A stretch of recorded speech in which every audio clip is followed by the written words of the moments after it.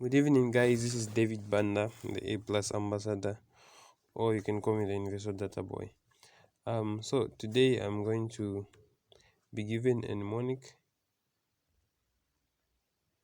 of how you can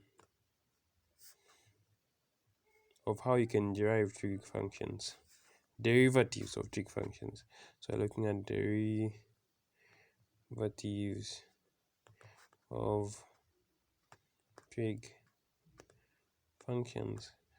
So someone hit me up saying they have trouble dealing with this, but there is a mnemonic that can help you work on this. So first of all, you have to memorize this one to say d over dx of cos x is equal to negative sine x, and then d over dx of sine x is equal to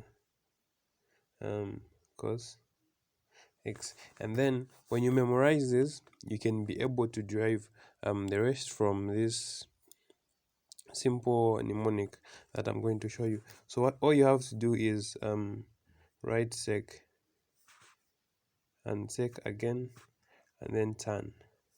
So you have sec x and tan x, and then you have also the cos of these functions, the inverse of these functions. So you have the cosec x, the core of this one is cosec, since this one is sec x, and the core of this one is cotan x. So now I will draw arrows there, there, there, there, there, there, and there. So depending with the derivative that you want, you go from that derivative going to the opposite direction. So for example, when you want the derivative of tan x, you say derivative is d over dx of tan x. You say sec x times sec x, so you have sec squared x. And then when you want the derivative of sec x, you have d over dx sec x will be equal to sec x times tan x, so you have sec x tan x. And then when you go to, let me put some more, like when you want the cotan, you can go from this side going to that direction, but on these which are on the bottom, you have to put a negative on the middle cosec. So what you do when going from cotan to this direction, you say cot x is equal to the derivative with respect to x is equal to the negative of the